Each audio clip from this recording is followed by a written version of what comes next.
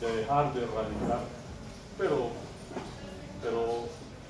si alguien quiere hacer algo por su salud, es no fumar, y con eso está contribuyendo de forma importante. Ahora también el aire, la calidad o la mala calidad del aire que respiramos, pues constituye un factor de riesgo importante. Y pues una ciudad como Bogotá, en última son muchas ciudades, entonces hay unas partes de la ciudad peores que otras, donde la calidad del aire es muy mala. Nosotros estamos acá, donde estamos parados en este momento, la calidad del aire, digamos que es regular. Quizás más hacia los cerros sea mejor, hacia la zona industrial es peor. Es curioso que la principal fuente de contaminación que había en este sector era el Hospital San Ignacio. Entonces, porque la chimenea era muy cortica y cuando botaba las bocanadas de humo se iba toda para la placita de morfología. Entonces, pues, por eso ustedes ven que le hicieron como unos añadidos a la chimenea del hospital, por lo menos que se vaya un poquito más arriba. Los riesgos, epidemiológicamente los riesgos tienden a ser aditivos, entonces si una persona fuma y su dieta no es adecuada y vive en un área contaminada de la ciudad, pues los riesgos se van potenciando, se van incrementando de forma importante. No vivimos así, también me daría mucha jartera vivir así. Esto es en las Islas Feroe, al norte de Dinamarca, donde nunca he ido ni pienso ir porque esto me parece un hueso de paseo. Vivimos más así. Esto se parece más a lo que vivimos. Ahora, cuando a ustedes les parece que Bogotá es una ciudad caótica, sucia, contaminada, les puedo decir, la ciudad es mejor ahora que hace 30 años.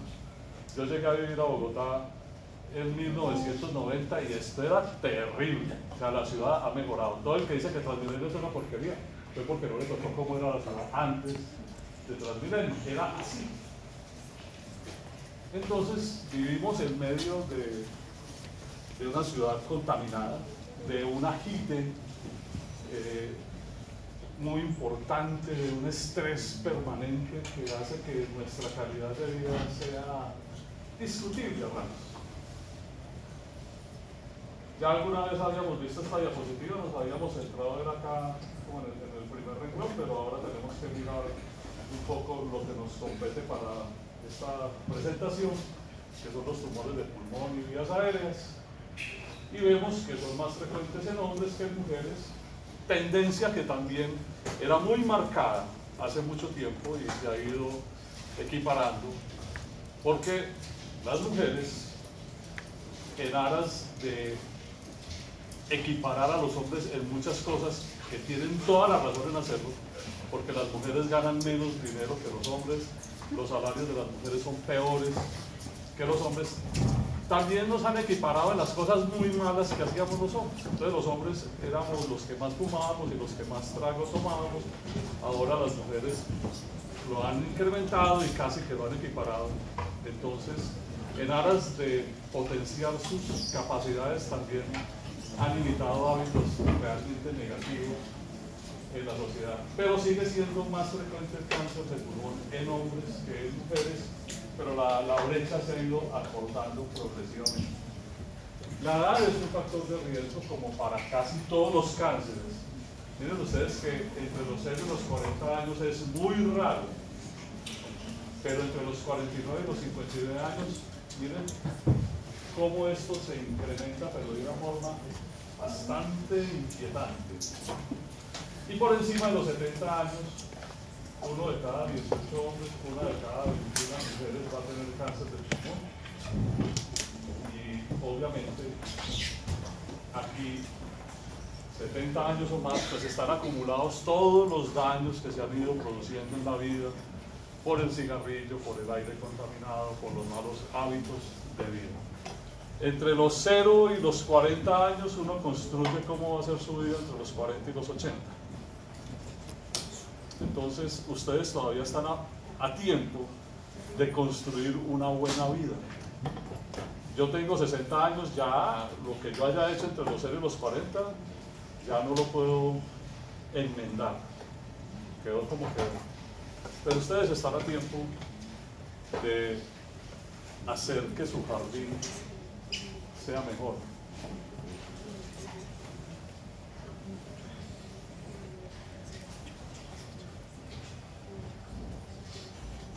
Los tumores malignos del pulmón, la inmensa mayoría son carcinomas. ¿Eso quiere decir qué? Que son derivados de qué? De los epitelios. Del epitelio que tapiza la tráquea, o que tapiza los bronquios, o que tapiza los alvéolos. Y el nombre genérico que le damos son carcinomas broncogénicos, que fue un nombre mal dado, porque daría la falsa impresión de que todos se originan en el epitelio bronquial, lo cual no es cierto. Pero ya quedó así. Entonces en este grupo van el 90 al 95% de todos los tumores primarios del pulmón, vías aéreas. Un 5% son un grupo muy interesante de tumores que se llaman los tumores carcinoides, que los veremos hacia el final, y rarísimo otros tipos de tumores. En el pulmón hay vasos sanguíneos, o sea que se puede originar allí un angiosarcoma. En el pulmón hay músculo liso, se puede originar allí un leiomiosarcoma. En el pulmón se pueden originar linfomas, pero son rarísimos, rarísimos. Realmente entre carcinomas broncogénicos y tumores carcinoides estamos llegando a rozar el 100% de todos los tumores malignos primarios del pulmón. Cuando digo primarios, son tumores que se originaron allí, porque el pulmón es un órgano muy frecuentemente comprometido por tumores malignos secundarios, es decir, que se originan en otro sitio y las células tumorales migran al pulmón. Es decir, lo que llamamos compromiso metastásico. El hígado y el pulmón son órganos que tienen un doble sistema circulatorio. Eso hace que en cualquier momento que nos midan nuestra volemia, el 40% de nuestra sangre está circulando entre hígado y pulmón. Es decir, son tejidos que tienen más exposición a células tumorales que vayan circulando por el torrente circulatorio. Entonces, es muy frecuente, y de hecho son más frecuentes las metástasis al pulmón que los tumores primarios del pulmón. Pero hoy nos centramos en los primarios. La epidemiología nos dice que es el primero en mortalidad por cáncer, tanto en hombres como en mujeres, a nivel global. En Colombia nos separamos un poquito de esa estadística porque el primero en Colombia es el cáncer gástrico en mortalidad y el segundo es el de pulmón, pero de todos modos pues eso no le quita toda la importancia epidemiológica que tiene el cáncer de pulmón.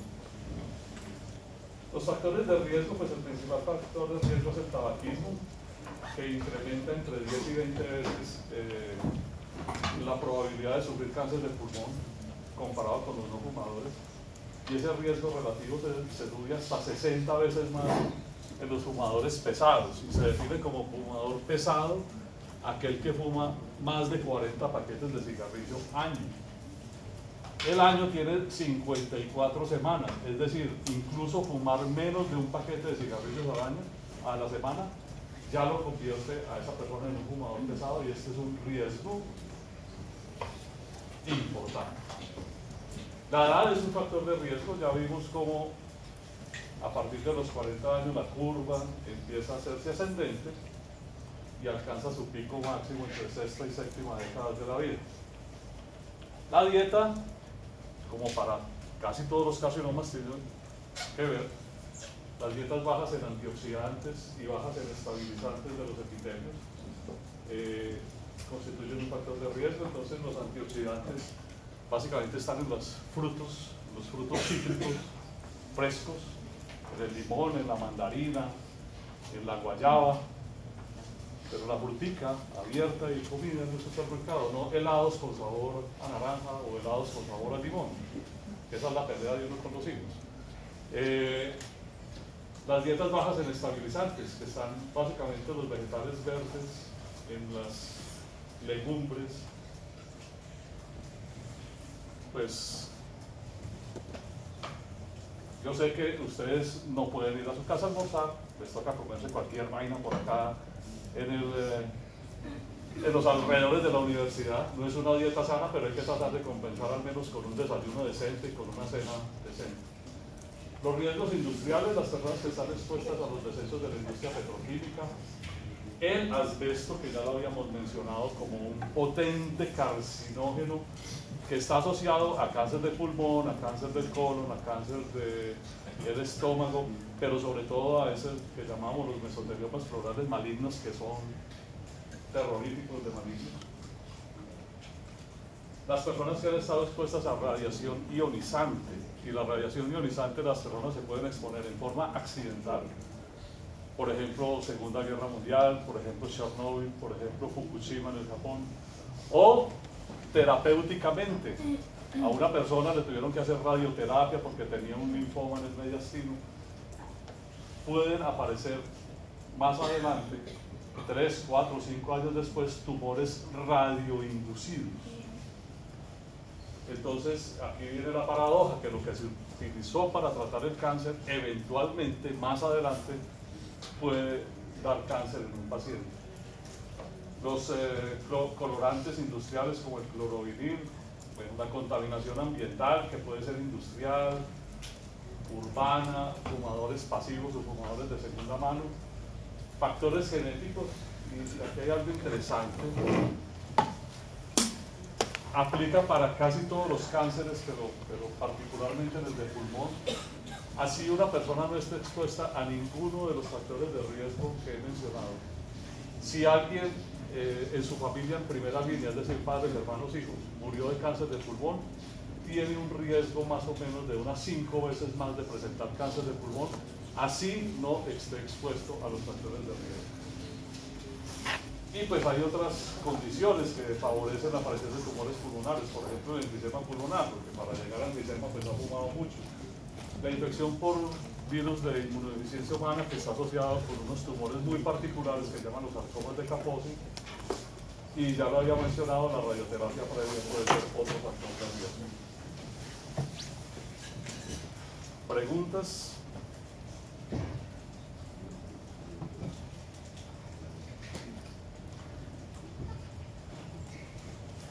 Bueno, hemos hecho del planeta un basurero. Hemos acabado con todo, además lo hemos hecho muy eficientemente. Me gusta mucho leer a Harari. ¿Han leído algo de Harari? Es perturbador. Los ambientalistas dicen que estamos como a 5 años de cruzar una línea roja. Harari dice, esa línea roja la cruzamos hace rato y esto va mal. Va mal. La especie humana como va, le quedan 200 años. 200 años como especie. Igual, pues nosotros estamos acá, no vamos a vivir 200 años, entonces toca ganar el parcial, pagar la declaración de renta, el impuesto del carro, venir a trabajar. Pero como especie, vamos camino a la extinción. Y la merecemos, además, cuando uno ve las estupideces que se cometen. Entonces, la Organización Mundial de la Salud hace esta clasificación de los carcinomas broncogénicos.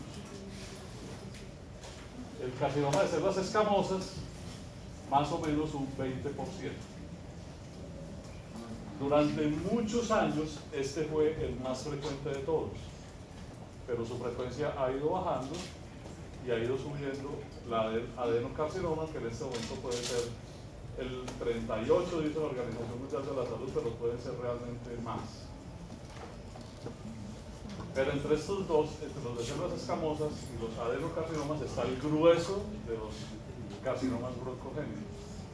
Y hay unas variantes raras que son el carcinoma de células pequeñas y el carcinoma de células grandes. Y pues otros tipos de tumores. Pero nos centramos básicamente en estos 4 subtipos histológicos.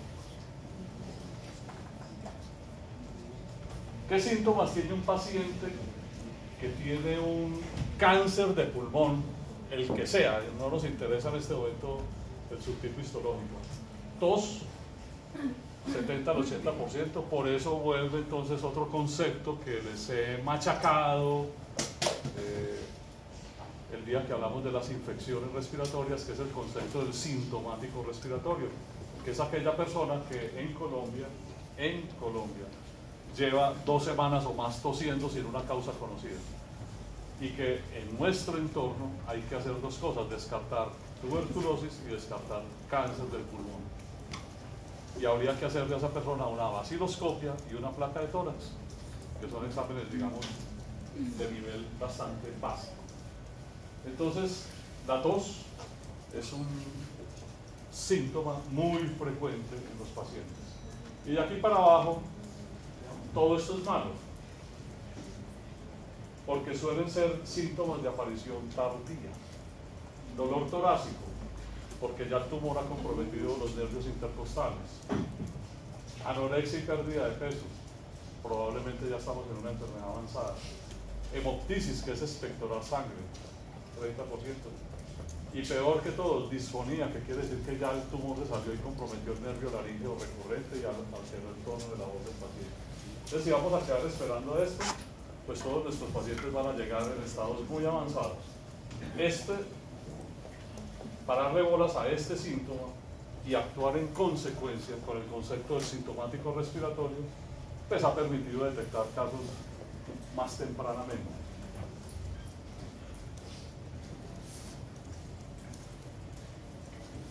En términos generales, el cáncer de pulmón es un cáncer agresivo, muy agresivo. Con mucha frecuencia se diagnostican primero las metástasis que el tumor primario. Y eso también es el peor escenario posible desde el punto de vista clínico, porque estamos diagnosticando la enfermedad por su estado más avanzado y nos devolvemos a buscar cuál era el tumor primario. Entonces el paciente consulta porque tiene una bolita en el cuello. Y esa bolita es un ganglio que tiene metástasis y cáncer de pulmón. Entonces ahí estamos en el peor escenario clínico, estamos ya en un estado 4, donde las probabilidades de curación ya no existen. Entonces lo que empieza es un manejo de naturaleza paliativa. Entonces los más comprometidos son los ganglios linfáticos, 50%, que pueden ser los del ilio pulmonar, los mediastinales, los cervicales. No muchos tumores dan metástasis al hueso, pero el cáncer de pulmón tiene tendencia a dar metástasis al hueso y producir lo que llaman fracturas patológicas. Una fractura es patológica cuando no se da por un trauma o por una sobrecarga al hueso, sino o por una infección o por una metástasis, lo llamamos una fractura patológica. Y los huesos que más tienden a comprometer son los huesos de la columna lumbosacra. Entonces el paciente puede llegar a urgencias consultando porque tiene un dolor lumbar, que el paciente les va a decir que es como una especie de lumbago o ciática que le limita la marcha. ¿Qué hay que hacer? Hay que quitarle el dolor al paciente, pero hay que buscar la causa del dolor. Y buscando la causa del dolor podemos encontrar que es un cáncer de pulmón que está dando el compromiso metastásico a los cuerpos vertebrales. Esas metástasis son osteolíticas, es decir, destruyen el hueso se colapsa y comprime las raíces nerviosas que salen por los agujeros de conjugación. ¿Cuál es la diferencia entre el buen médico y el mal médico? Ir más allá de lo evidente. El mal médico le quita el dolor al paciente queda agradecido. El buen médico le quita el dolor al paciente y le busca la causa del dolor y hace algo también allí. O sea, ir más allá de lo aparente, ir más allá del síntoma, hacer ese esfuerzo adicional. Y a mí me llama mucho la atención cuando yo empecé a estudiar medicina, habían 14 facultades de medicina en Colombia. O sea, entrar a estudiar medicina era un logro importante. Hoy hay 54 facultades de medicina en Colombia. Es decir, entrar a estudiar medicina no es un logro tan importante. Ahora, estar en la Javeriana sí es un logro importante. Porque creo que estamos donde tenemos que estar. De hecho, acaba de sacar, ya no sé por cuántas veces, el primer lugar en los ECAES, que quiere decir que nuestros egresados siguen siendo los mejores médicos que le damos al país. Y ustedes son ellos. Y por eso para mí ser profesor de esta facultad ha sido un motivo de orgullo siempre. Como decía Hagrid en Harry Potter, no me hablen mal de Albus Dumbledore en mi presencia, no me hablen mal de la Javeriana en mi presencia, porque se me sale un animal. Pero ¿cuál es la diferencia entonces? ¿Por qué hay médicos muy buenos y hay médicos muy malos? Si la información es la misma para todo el mundo. La información está al alcance de un computador. En la actitud, en el compromiso, en la ética, en la responsabilidad, en la seriedad con que se asume esto. Ahí está la diferencia. El paciente llega con dolor, le ponen un Voltaren y lo mandan para la casa. El paciente llega con dolor al Hospital San Ignacio, lo atienden ustedes, le ponen el Voltaren y buscan la causa del dolor. Ahí está el chiste. No perdamos ese foco. Metástasis al hígado, no son muchos los tumores que se van al cerebro, este sí tiene tendencia a irse al cerebro, entonces a veces puede ser un cambio de comportamiento en un paciente que se tornó agresivo o que tuvo un estado psicótico como de confusión, ya hacen una resonancia de cerebro y ahí están las metástasis. Y más raro todavía son los tumores que comprometen la glándula suprarrenal, y este lo hace en un 10% de los casos, y eso produce una tormenta de desequilibrio hormonal terrible.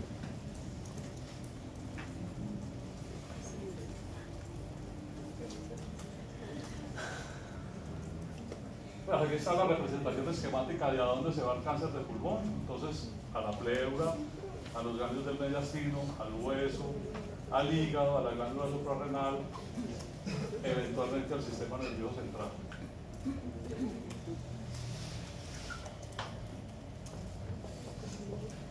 No se lo tienen que aprender, porque no tendría sentido, pero uno tiene que saber que esto existe y que tenemos que ubicar a nuestro paciente en alguno de estos puntos. Entonces tenemos que decir cuál es su TNM. El T por el tamaño del tumor, el N por los nodos linfáticos comprometidos y el N si hay una metástasis a distancia. Y dependiendo de esto, pues vamos a decirle al paciente, usted está aquí. Y cuando está en este punto, sus probabilidades de tratamiento son cirugía con alta probabilidad de curación, o quimio, radioterapia, o manejo paliativo, porque ya no hay nada que hacer.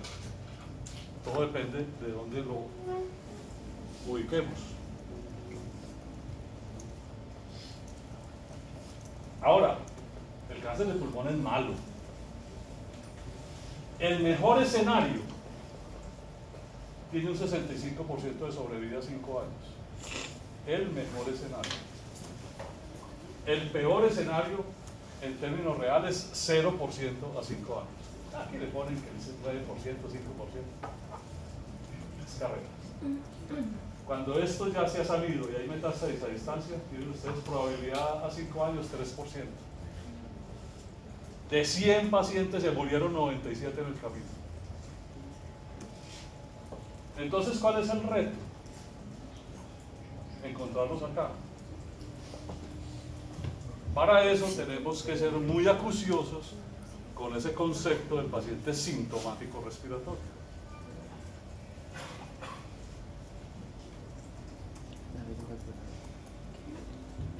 Este es un pintor noruego llamado Edvard Munch, que hizo un cuadro muy famoso que se llama El Grito, que en todas las cosas se lo robaron hace un tiempo, duró como 2 años perdido.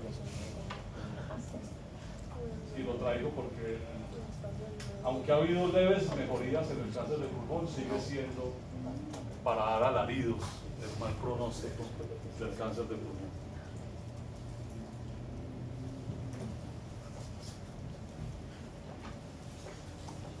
Miremos esto. 187.000 casos nuevos en Estados Unidos de cáncer del sistema respiratorio. 85.000 muertes. O sea, es un pronóstico, perdón, 167.000 muertes de 186.000. O sea, 70% más o menos se quebraron en el camino. Comparemos con cáncer de glándula mamaria, que es el más frecuente en mujeres. 214.000 casos nuevos en Estados Unidos, 40.000 muertes. Bueno, lo ideal sería 0, pero el porcentaje es diametralmente opuesto. Miremos uno de los más malos de todos los cánceres que hay, el de páncreas. 33.000 casos nuevos, 32.000 muertes. O sea, nadie sale vivo de un cáncer de páncreas. Steve Jobs tenía 200.000 millones de dólares en el banco y murió a los 56 años, y con esos 200.000 millones de dólares no le alcanzó para comprarse un día más de vida.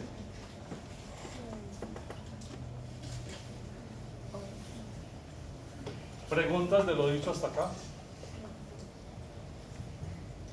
Ahora, 200.000 millones de dólares, pues sí hacen que uno respire tranquilo, pues, o sea, sí debe ser una sensación muy agradable uno entrar a la vivienda y ver 200.000 millones de dólares. Nunca nos va a pasar tranquilo. Entonces ya vamos a desglosar los subtipos histológicos. Entonces el carcinoma de células escamosas durante mucho tiempo fue el más frecuente. Lo curioso es que en el pulmón no hay células escamosas. Entonces, ¿cuál fue el mecanismo para que se desarrollara este tipo de tumor? ¿Qué pasó allí? Tabaquismo que indujo metaplasia, y la metaplasia fue el terreno abonado, porque les he dicho que los epitelios donde ha habido esa transformación, esa metaplasia, son inestables desde el punto de vista citogenético. Entonces es más factible que aparezca un cáncer en el territorio de una metaplasia que en un epitelio que no ha hecho la metaplasia.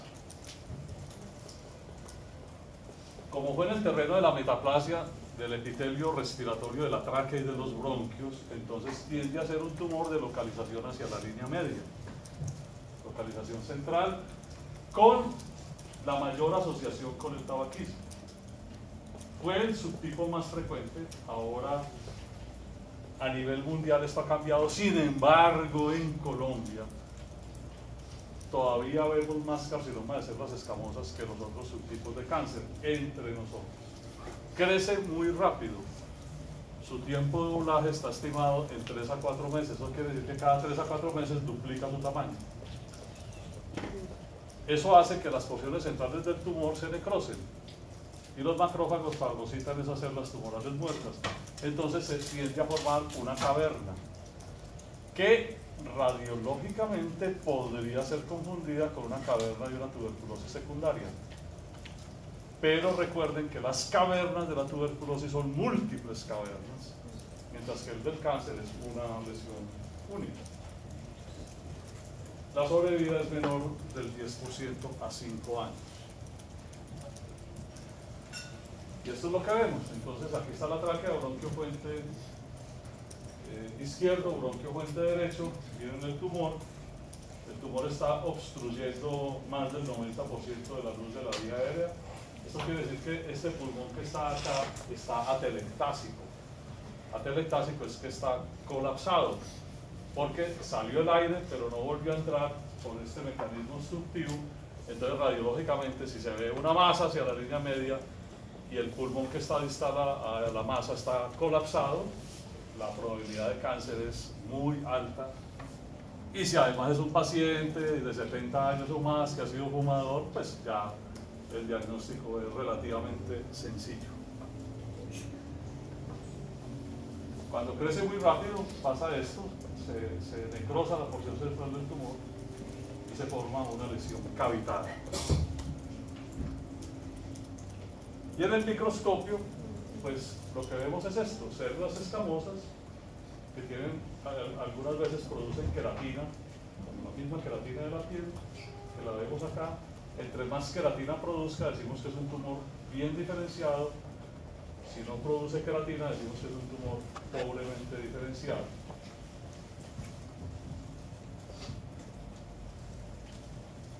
¿Preguntas? Entre más queratina produzca, si el tumor es queratinizante, decimos que es un tumor bien diferenciado porque se está pareciendo mucho a los epitelios queratinizados como la piel, por ejemplo. Si no produce queratina, decimos que es un carcinoma no queratinizante, que son tumores pobremente diferenciados que tienden a ser más agresivos. ¿Y estos tumores no se pueden tratar quirúrgicamente? Claro que sí, dependiendo del estado. O sea, quirúrgico en pulmón es el estado 1, es decir, tumores pequeños localizados. Ese paciente puede ir a una lobectomía o a una resección segmentaria con fines curativos. El problema es encontrarlos en el estado 1, porque la sintomatología puede ser solo la tos. Estados 2 y 3 son de quimio y radioterapia, y el estado 4 ya es manejo paliativo, es decir, quitarle el dolor al paciente, manejarle la sintomatología, pero no hay ninguna intención curativa con ellos. Los adenocarcinomas, a diferencia del de células escamosas, tienden a ser de localización periférica, porque estos se están originando en el epitelio que tapiza las unidades respiratorias terminales, es decir, los sacos alveolares, los bronquiolos terminales, los ductos alveolares, es decir, están hacia la periferia. Esto quiere decir que durante más tiempo van a ser asintomáticos. Diagnosticar estos en etapas tempranas es mucho más difícil, porque la sintomatología va a ser prácticamente inexistente, al menos durante mucho tiempo. Durante mucho tiempo se pensó que no tenían asociación con tabaquismo, ya se ha demostrado que sí están asociados al tabaquismo en menor intensidad que los de células escamosas, pero sí tienen asociación con el tabaquismo. Y en nuestro medio los vemos más frecuentemente en mujeres que en hombres, quizás porque las mujeres consultan más a los servicios médicos que los hombres, entonces hay más probabilidades de diagnosticar patologías en mujeres que en hombres. Hay una norma en Colombia, y es que nadie puede ir a una cirugía, por pequeña que sea. Si tiene 50 años o más, hay que hacer unos exámenes básicos que incluyen una placa de tórax. Entonces, muchas veces ha sido efecto del azar encontrar en esas placas esas lesiones periféricas que se describen como numulares. Numulares quieren decir que parece una moneda y que tienden a ser hacia la periferia. Entonces, por ejemplo, el paciente va a ir a una colecistectomía porque tiene cálculos en la vesícula, tiene 50 años, le toma una placa de tórax y aparece la lesión. La vesícula pasa al segundo plano de importancia. Toca aclarar la naturaleza de esa lesión pulmonar que se encontró. ¿Qué es variante de equilibrio? Ya les digo. Este es un adenocarcinoma, miren ustedes, que tiende a estar hacia la periferia, a diferencia del de células escamosas, hacia la línea media. Cuando se encuentra un adenocarcinoma, y es una lesión única, y mide máximo 4 centímetros, la resección quirúrgica es factible, digamos, es relativamente sencilla. Se hace una resección en cuña del tumor, o se hace la resección del lóbulo, y este paciente sí queda curado, con una probabilidad de sobrevida a 5 años que está rayando sobre el 90%. Pero tiene que cumplir esas dos condiciones: lesión solitaria y máximo 4 centímetros de diámetro. Porque estos tumores, cuando ya crecen más de 4 centímetros, empiezan a diseminarse, como a devolverse por los espacios aéreos, y puede dar un aspecto como de una consolidación que parece una neumonía. Aquí ya el comportamiento es agresivo. Entonces viene otro concepto básico para que ustedes guarden en sus cabezas por el resto de la vida. Se llama la neumonía de lenta resolución. Entonces, si a un paciente se le diagnostica una neumonía, y se trata adecuadamente, a la par que mejora la sintomatología de la neumonía, debe ir en paralelo una mejoría radiológica. Si el paciente mejora la sintomatología de la neumonía, pero persiste la consolidación radiológica, ojo, en muchos casos es un cáncer de pulmón, sobre todo esta variante. Tener cáncer de pulmón es un factor de riesgo para que dé una neumonía. Se trata la neumonía, mejora la neumonía con los antibióticos, pero obviamente la parte oncológica no va a mejorar con antibióticos y va a persistir la consolidación neumónica. Entonces el mensaje es, cuando ustedes traten un paciente con una neumonía, hay que hacer controles radiológicos. Y más o menos uno espera que a los 6 meses no haya huellas radiológicas de la neumonía que se trató. Si persisten manchas en el pulmón o consolidación del parénquima pulmonar, ojo, esa historia la hemos visto muchísimas veces en nuestro hospital. Le hacen la biopsia al paciente y tenía un cáncer allí debajo. Ese concepto se llama la neumonía de lenta resolución. Entonces, sintomático respiratorio y neumonía de lenta resolución son dos conceptos claves que deben quedar, no para ganar un quiz, un examen, no son pendejadas, para el buen ejercicio médico, para el ejercicio inteligente y sensato de la medicina, que es lo que realmente importa. Ganar el quiz o ganar el parcial, eso es lo de menos.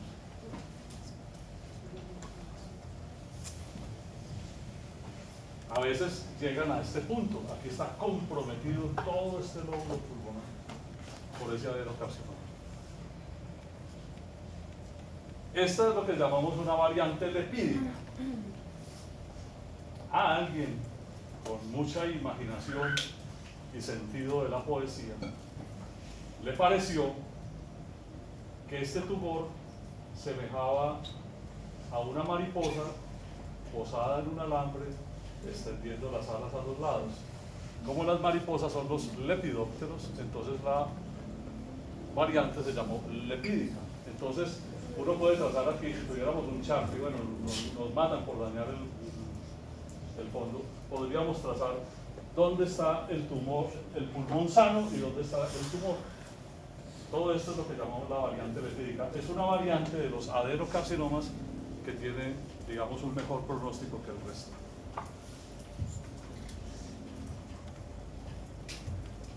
¿Preguntas de los adenocarcinomas?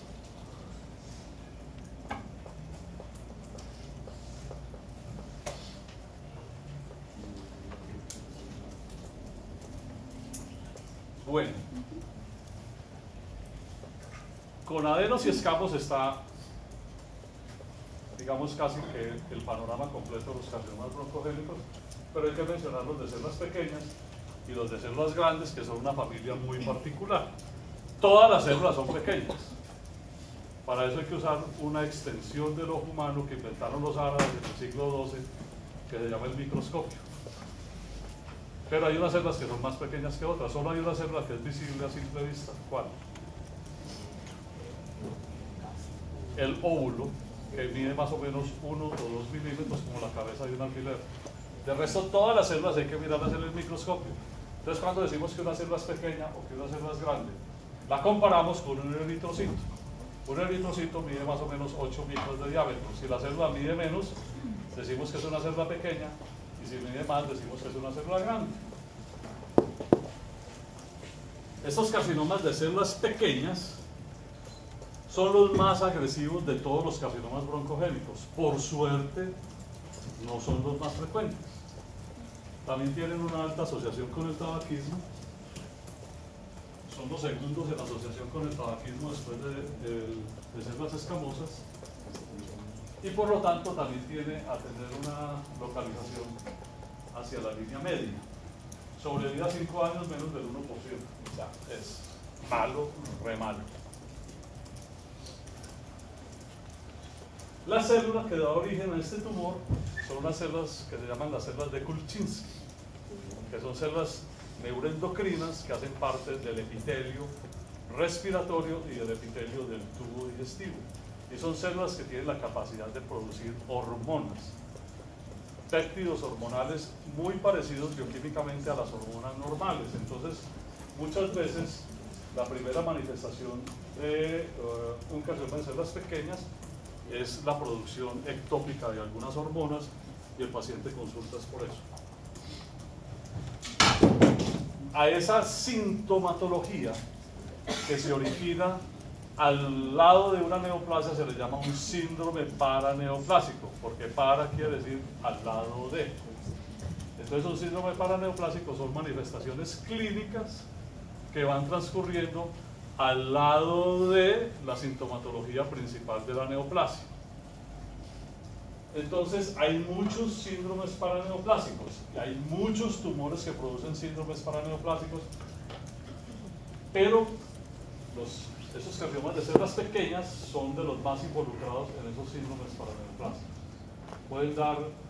Pueden producir algo muy parecido a la hormona adrenocorticotrópica, produciendo algo parecido a un síndrome de Cushing, o pueden producir el síndrome carcinoide, o pueden producir un síndrome inadecuado de hormona antidiurética con una diabetes insípida, pueden producir ginecomastia, que es aumento del tamaño del tejido mamario en los hombres, pueden producir alteraciones mentales, pueden producir encefalomyelitis, pueden producir neuropatías sensoriales, pueden producir muchos calambres musculares, eso se llama el síndrome de Eaton-Lambert, o también por los carcinomas de células pequeñas. Esto uno no se lo tiene que aprender, pero sí lo tiene que saber que hay muchos tumores que producen esos síndromes paraneoplásicos. Los de pulmón, los de páncreas y los de riñón serían quizás los tres carcinomas que más frecuentemente están asociados a esos síndromes paraneoplásicos.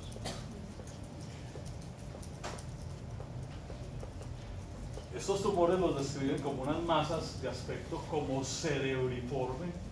Ustedes ven allí que parecen como circunvoluciones cerebrales. Miren ustedes que está en relación con las estructuras bronquiales. Otro ejemplo.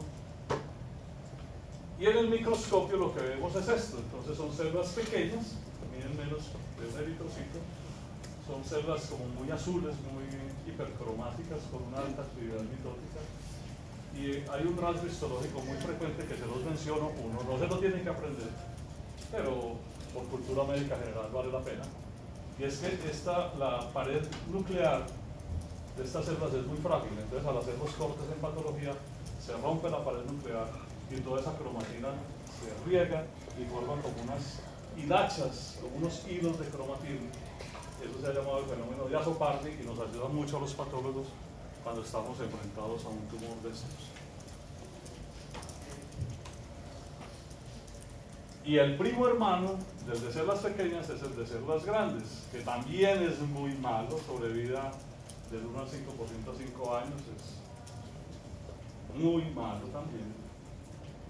Tiene una tendencia a comprometer los lóbulos superiores de los pulmones y producir una cosa que llaman el síndrome de Pankot, que les dejo de tarea que entren a Google o a ChatGPT y pregunten qué es el síndrome de Pankot.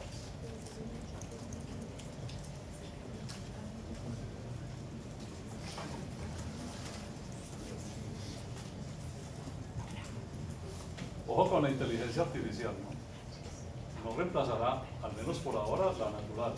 Yo le he hecho la misma pregunta a ChatGPT, pues el mismo interrogante, pero se lo he planteado en diferentes formas y me ha dado respuestas completamente diferentes a la misma pregunta, pues a la misma esencia de pregunta.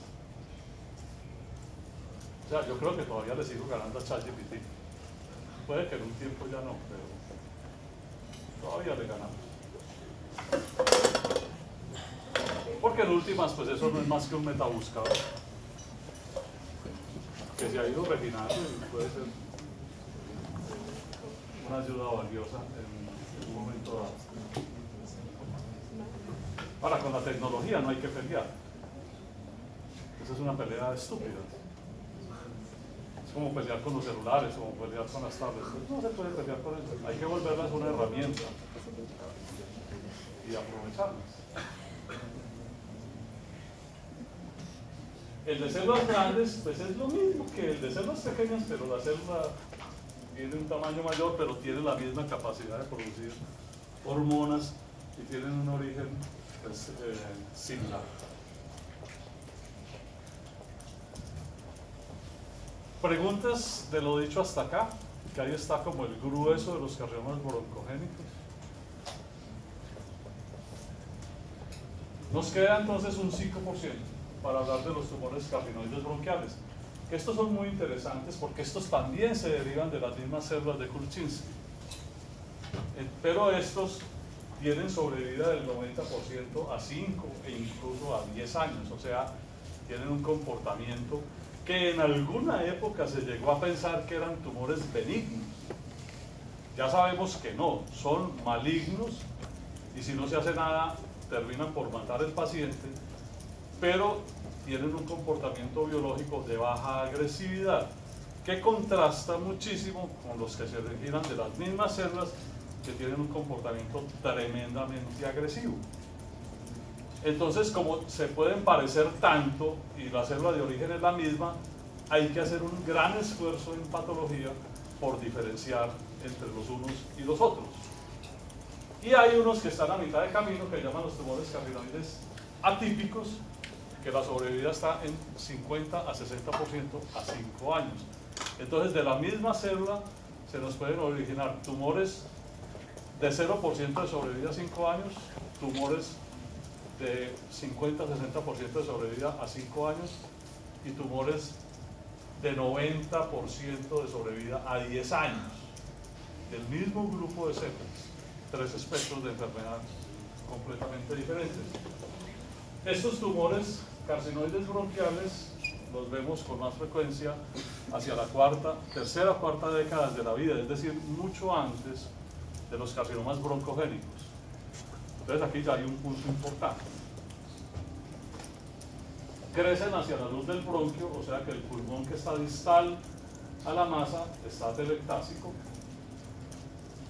Pueden estar asociados con una cosa que llaman síndrome carcinoide. Estos tumores producen una hormona muy similar a la serotonina.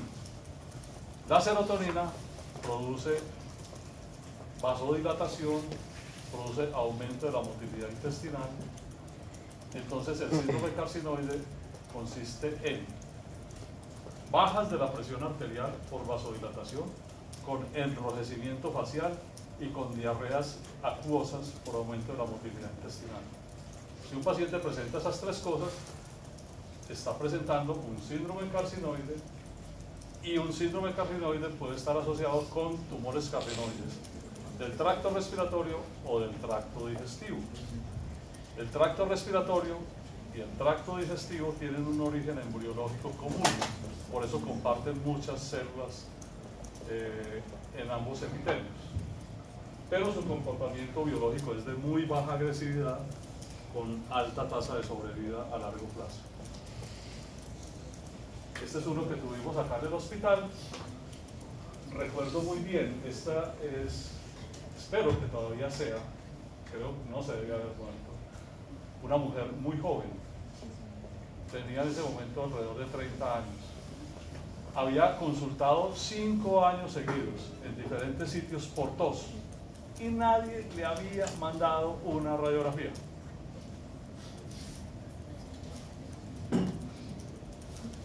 Llegó acá al hospital, pues se le tomó la radiografía, se vio la atelectasia, tenía sintomatología que parecía un síndrome carcinoide, se llevó a cirugía y esto fue lo que se encontró. Este es el corte de sección. Esto que se ve aquí como grisecitos son los cartílagos de los bronquios, que los vemos acá muy bien. Y esta es la masa que está produciendo una obstrucción del 90% más de la luz bronquial. Por lo tanto, todo este pulmón distal a eso estaba atelectásico. Y se mira en patología, estos tumores son histológicamente muy bonitos porque tienen un patrón que se llama insular. Insular es una raíz latina para decir isla. Entonces por eso uno dice la península, lo que está más allá de la ínsula. Insular porque forma como pequeñas islas de células tumorales, que son todas muy parejitas. Miren ustedes que todas las células se parecen cada una con la vecina. y ese es un tumor carcinoide típico. Si vemos esto mismo, pero con necrosis y mitosis, sería un tumor carcinoide atípico. Y si ya vemos las otras cosas, desde células pequeñas, pues ya es el otro diagnóstico. Esto es inmunohistoquímica, esto es cromogranina, que se le hicimos a ese tumor, y como es un péptido hormonal, pues lo expresa muy bien el tumor y se hace el diagnóstico allí. ¿Preguntas de los tumores carcinoides?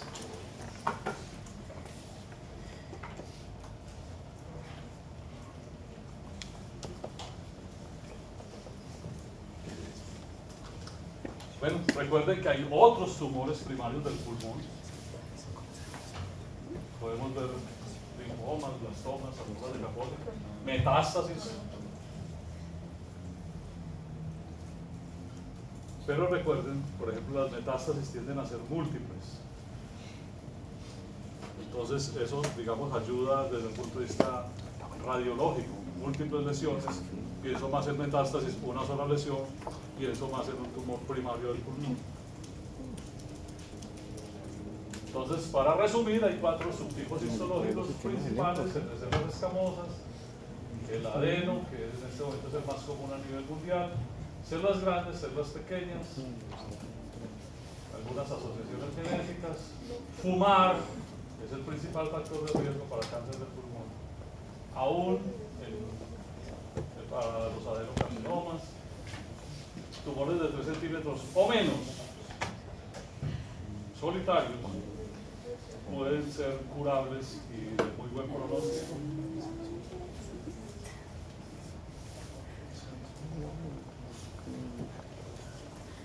Mi grupo preferido, Pink Floyd, Richard Wright de Crystal, que además era un gran músico porque venía de toda la escuela del jazz británico, y los músicos de jazz son los mejores músicos de todos, porque mezclan como la capacidad de improvisación con la formación clásica. Y murió en el año 2008 por cáncer de pulmón. Y ahí se nos acabó la ilusión que teníamos de volver a ver algún día Pink Floyd en su formación original. Ese fue un día muy triste para mí y para la música. Cuando empezamos las clases de pulmón, de patología pulmonar, ustedes estaban así. Ya no tenían ni idea de esa vaina. Espero que ahora estemos así, un poco más claros. Esta diapositiva la hice hace muchos años, yo creo que Yahoo ya no existe. Pero es que no la he podido cambiar por eso. No, si existe el final, sí. Sí, ya, sí. Porque aquí dice, los fumadores son una carga No, es social. fino. Respuesta, sí son una carga social. Eso no quiere decir pues que hagamos una masacre masiva de fumadores. No, es fino. Es el- Podría ser interesante, pero en la bolsa. Ajá, mira, es que toda la- cuestan toda la mucha gente que plata se los dedica fumadores. a bolsa de valores. se Y está los metiendo a sistemas de política. salud, cuando no se los roban, se basan en una cosa que se llama la equidad. Y es que todo el mundo debe tener el mismo derecho a tener acceso. Pero los fumadores colapsan los sistemas de salud por las patologías asociadas a ellos. En Estados Unidos, los fumadores en esa época le costaban a ese país 96.000 millones de dólares por servicios médicos directos y 97.000 millones de dólares por pérdida de productividad. Eso lo definen fácilmente en la costa caribe colombiana diciendo eso es un huevo de plata. Ahora, el huevo como medida monetaria siempre me ha causado dificultades, porque cuando algo no vale nada dice vale huevo, y cuando algo vale mucho dicen que vale un huevo. Entonces al fin el huevo es mucho o es poquito. O sea, las compré como en $1 y estas- Esto es un billete LAF para cualquier sistema de salud. Entonces, muchachos, hagamos algo no solo por nuestra salud Qué chiquitos son, personal, que sino tiran por la la salud pública. No fumen. Con eso están contribuyendo muchísimo a mejorar las condiciones de la sociedad. ¿Preguntas? Bueno, vamos a hacer un break de 10, faltan 5 para las 8. A las 8:05 empezamos con la segunda parte. Entonces, tienen tiempo de un café, ir al baño.